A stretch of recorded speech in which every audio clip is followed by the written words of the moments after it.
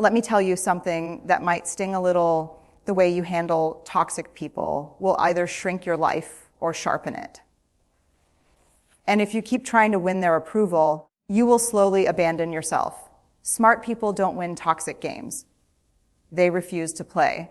Here's the hard truth. Toxic isn't just about loud, dramatic villains. Sometimes it's subtle. It's the friend who constantly criticizes you for your own good. It's the coworker who smiles in meetings and undermines you in private. It's the family member who makes you feel small, guilty, or never enough. And here's what smart people understand. You cannot control someone else's behavior, but you can control your access to it. They stop asking, why are they like this? And start asking, why am I allowing this? That shift changes everything. Because the moment you stop trying to fix, rescue, or decode toxic behavior, you reclaim your power. You stop personalizing their chaos. You stop absorbing their shame. You stop negotiating your worth. Toxic people thrive on reaction, your anger, your defensiveness, your tears, your over-explaining. Smart people see that clearly. And instead of reacting impulsively, they respond intentionally, they pause, they breathe, they choose self-respect over emotional chaos. And that is where real strength begins. Let me say this clearly: smart people do not internalize someone else's dysfunction. Toxic People Project. They unload their insecurities, their shame, their unresolved wounds onto the nearest available target. And if you're empathetic driven or emotionally aware, that target is often you. But here's the shift. Smart people recognize projection when they see it. When someone lashes out, criticizes unfairly, or tries to humiliate them, they don't immediately spiral into, what did I do wrong? Instead, they pause and ask, what is happening inside this person that has nothing to do with me? That question is powerful. Because toxic behavior is almost always rooted in fear. Fear of inadequacy, fear of losing control, fear of being exposed. And when you understand that, you stop absorbing it like it's your responsibility to fix. You stop carrying emotional weight that was never yours to hold. Smart people also understand something deeply uncomfortable. Not everyone will like you. Not everyone will understand you. And some people will resent you simply because you are growing. And that resentment, it's not about you. It's about the mirror you unintentionally hold up. So instead of defending themselves endlessly, instead of over-explaining, instead of shrinking to make others comfortable, they stand steady, calm, grounded, unshaken. They let people have their opinions. They let people misunderstand them. Because their self-worth is not on the negotiating table anymore. And when you stop taking toxic behavior personally, you become emotionally untouchable. Let's get honest about something. Boundaries are not punishments. They are protection. Smart people understand that boundaries are the clearest form of self-respect. And they don't whisper them. They don't wrap them in guilt.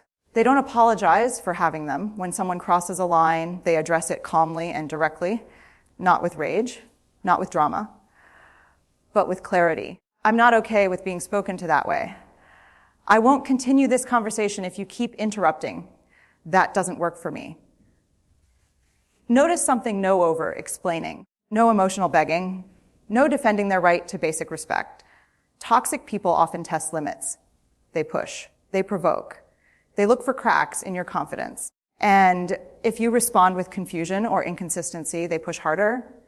But when you respond with steady, unwavering limits, something shifts. You teach people how to treat you.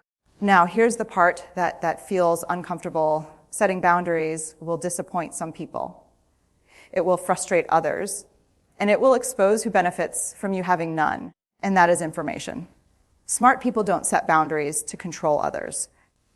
They set them to control access to themselves. They know that access to their time, energy, and emotional space is a privilege, not a right. And when a boundary is violated repeatedly, they escalate it. Sometimes that means distance. Sometimes that means silence. Sometimes that means walking away completely, because protecting your peace is not selfish. It is intelligent. Let me be very clear. Toxic people feed on emotional chaos. They thrive on heated reactions, dramatic confrontations, and endless circular arguments. It's oxygen to them. Smart people don't give them oxygen. When someone tries to bait them through sarcasm, passive aggression, guilt trips, or outright attacks, they don't jump in swinging. They don't match the volume. They don't compete for the last word. They regulate themselves first. Because the most powerful position in any interaction is emotional control. Toxic dynamics often follow a predictable pattern: provoke, escalate, blame, repeat. And if you're not aware, you get pulled into defending yourself over and over again, trying to prove your goodness, your loyalty, your innocence.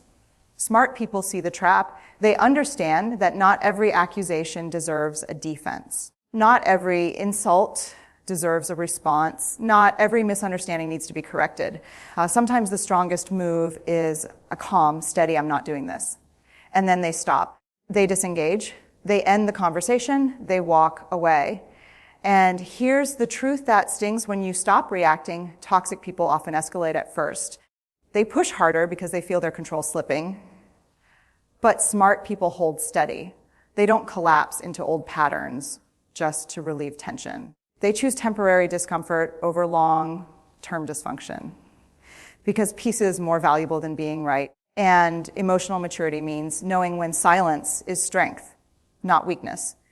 Here's one of the hardest lessons smart people learn: you cannot heal someone who is committed to misunderstanding you. Toxic people often carry deep wounds. And if you're compassionate, your instinct is to help, to explain, to love them harder, to prove you're safe. You think, if I just communicate better, if I'm more patient, if I give them enough reassurance, they'll change. But smart people eventually realize something painful: growth cannot be forced. You cannot drag someone into self-awareness. You cannot argue someone into accountability. And you cannot love someone into becoming emotionally healthy. At some point, trying to fix them becomes self-abandonment. So smart people stop over-functioning. They stop doing emotional labor that doesn't belong to them. They stop translating basic respect into 12 different languages, hoping it will finally land. They say what they need once, clearly, calmly. And then they watch behavior, not promises. Because words are easy, tears are easy, apologies are easy, change is hard. Smart people measure patterns, not potential. They understand that some people are more committed to their comfort than to your well-being. And once you see that clearly, you stop pouring energy into a bottomless cup. You let adults be responsible for their own growth. And if they refuse, you don't drown trying to save them. You choose yourself, not out of cruelty, but out of clarity. Let me tell you something powerful: detachment is not coldness. It is clarity with boundaries. Smart people learn how to emotionally detach without becoming bitter. They don't harden their hearts. They don't become cruel. They simply stop tying their nervous system to someone else's instability. There's a difference between caring and carrying. Toxic people often expect you to carry their moods, their anger, their chaos. If they're upset, you're supposed to fix it. If they're disappointed, you're supposed to absorb it. If they're insecure, you're supposed to shrink. Smart people stop volunteering for that role. They can say, I care about you, and still mean your behavior is your responsibility. They can listen without absorbing. They can empathize without excusing. They can love without tolerating harm. And that is emotional maturity. Detachment sounds dramatic, but it's actually quiet. It's the decision not to let someone else's storm become your climate. It's choosing not to spiral just because they are spiraling. When they criticize, you don't collapse. When they manipulate, you don't scramble. When they guilt trip, you don't overcompensate. You breathe, you observe, you respond, not react. And here's what makes this so powerful: detachment robs toxic dynamics of their intensity. Without your emotional over-investment, the drama loses fuel. You're no longer hooked. You're steady, grounded, self-trusting. And when you can stay compassionate without sacrificing yourself, you become incredibly strong. Let me say this with urgency: your energy is not unlimited. And smart people treat it like it's sacred. Toxic people drain. Not always loudly, not always obviously. Sometimes it's subtle, a constant tension in your chest before you see their name on your phone. A heaviness after every conversation. a quiet exhaustion you can't explain. Smart people pay attention to that. They don't ignore the signals from their body. They don't override their intuition just to appear nice. They recognize that chronic exposure to negativity, criticism, manipulation, or drama slowly erodes confidence and clarity. And they refuse to let that erosion continue. They limit access, they shorten conversations, they decline invitations. They stop volunteering for unnecessary proximity. Not with anger, but with intention. Because here's the truth: proximity is powerful. The people you spend the most time with shape your emotional baseline. If you surround yourself with chaos, you will normalize chaos. If you surround yourself with disrespect, you will start doubting your worth. Smart people curate their environment carefully. They choose relationships that feel safe, mutual, and energizing. They invest where there is reciprocity. And when someone repeatedly leaves them feeling depleted, instead of empowered, they adjust accordingly. No dramatic announcements, no public declarations, just quiet recalibration, because protecting your energy is not avoidance, it's wisdom.